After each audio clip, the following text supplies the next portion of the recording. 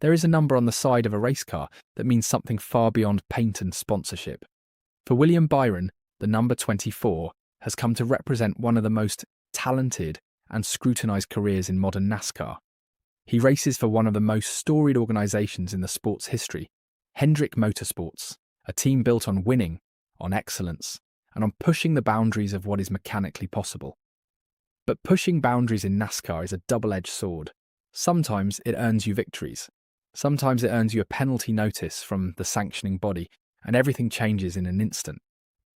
William Byron burst onto the NASCAR Cup Series scene with a kind of pedigree that makes fans pay attention. He was young, aggressive, and piloting a Chevrolet with the legendary number 24, a number made famous by Jeff Gordon. That alone was a statement. Hendrick Motorsports does not hand that number to just anyone. Byron had earned it through talent, through results, and through the promise of a long, successful future in the sport. And for several seasons he delivered, collecting wins, making playoff runs, and establishing himself as one of the brightest young drivers in the paddock. But NASCAR is not just a battle on the track. It is a war fought in the garage, in the inspection bay, at the NASCAR Research and Development Center in Concord, North Carolina. Teams are constantly searching for every legal advantage they can find, and sometimes the line between creative engineering and outright violation gets crossed. When it does, the consequences are swift and severe. The story of William Byron and NASCAR penalties truly came into focus in April of 2023.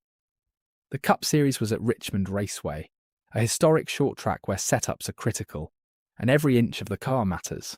Byron had a solid run, and for a moment everything looked like business as usual for the number 24 team. Then came the post-race inspection. NASCAR officials discovered illegal modifications to the exterior of the car. The details were technical, the kind that only engineers and inspectors fully understand, but the ruling was crystal clear. Byron and his Hendrick Motorsports teammate Alex Bowman, driver of the number 48 car, were both found in violation. The punishment was substantial. Both drivers lost 60 championship points. In a sport where a handful of points can determine whether you make the playoffs or go home in the regular season, that is not a minor inconvenience. That is a body blow to a championship campaign. On top of the points penalty, each team lost 5 playoff points, a number that carries enormous weight because playoff points can be the difference between advancing to the next round and being eliminated from championship contention. The punishment extended beyond the drivers themselves.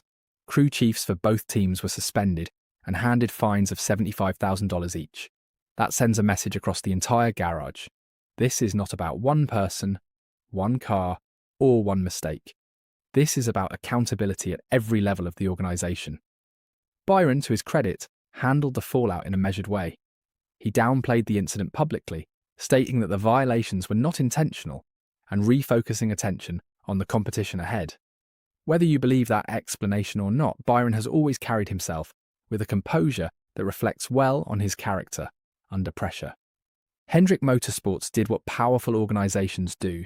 They appealed.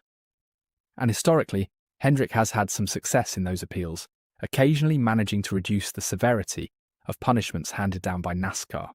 In a sport governed by a rulebook that can seem both rigid and interpretive, depending on the situation, having the resources and legal infrastructure to fight back matters enormously. Not every team has that capability. Hendrick does. Fast forward to August of 2025. The NASCAR Cup Series is at Daytona International Speedway for the Coke Zero Sugar 400, one of the marquee super speedway events on the calendar. The stakes are always enormous at Daytona. The history is overwhelming. The pressure is maximum. And it was here that William Byron and his team found themselves in trouble again, this time before the green flag even waved. During pre-race inspection, NASCAR officials discovered an illegal adjustment had been made to the front splitter of the number 24 car. The splitter is one of the most critical aerodynamic components on a stock car. Even minor modifications to its configuration can generate meaningful downforce advantages, particularly on a superspeedway, where aerodynamics govern everything. NASCAR was not interested in hearing explanations. The violation was confirmed, and the penalties came down immediately. Crew Chief Rudy Fugle was ejected from the event entirely. That is one of the most severe on-site penalties NASCAR can impose. It strips a team of its most important strategic voice at the exact moment when that voice matters most. Byron was required to start the race from the rear of the field, a significant disadvantage on a superspeedway, where track position and drafting partners dictate the entire race strategy. The team was also hit with a pass-through penalty on pit road, adding further complication to an already difficult day.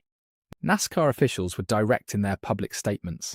The sanctioning body made clear that unapproved modifications to race cars would not be tolerated under any circumstances, and that the violations had been confirmed after thorough inspection at the NASCAR Research and Development Center. The message was deliberate. This sport has rules. Break them and you will pay the price, regardless of who you are, who you drive for, or how famous your car number is. The timing of the Daytona penalty was particularly painful. Superspeedway races are inherently unpredictable and chaotic, but they also offer opportunities for gains and losses that can reshape a season in a single afternoon. Starting from the back at Daytona is survivable, but it requires everything to go right. The margin for error essentially disappears.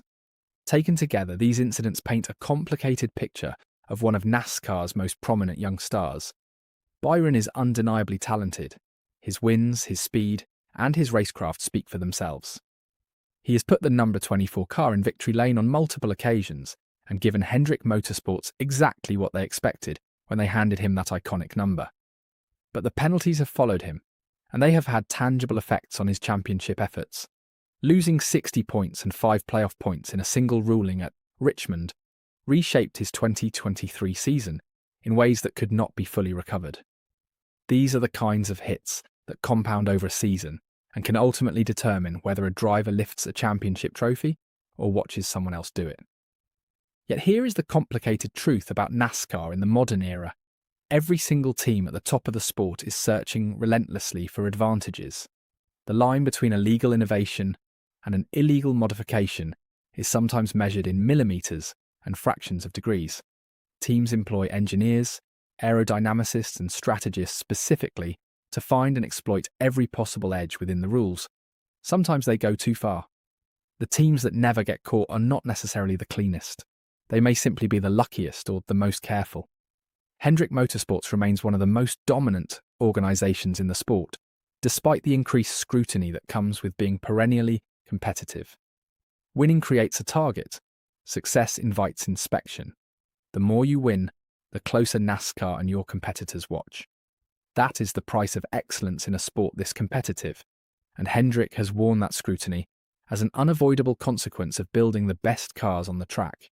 As for William Byron himself, his reputation in the NASCAR community is one of genuine ability and hard-won respect. The controversies have not defined him, but they have added chapters to his story that he would surely prefer to leave unwritten. He remains one of the most watchable and competitive drivers in the garage, a young man carrying the weight of a legendary number and the expectations of one of motorsport's most celebrated organisations. In NASCAR, controversy and technical inspections are not aberrations. They are part of the fabric of the sport. Every era of NASCAR has been defined as much by its rule battles as by its racing. The sport demands precision, creativity, and an almost obsessive commitment to finding speed. And as long as that intensity exists, there will be violations, penalties, appeals, and headlines. William Byron's story is still being written. The question is not whether he will face scrutiny again. In this sport, that is inevitable. The question is what he does when the pressure is highest and the penalty flags are flying.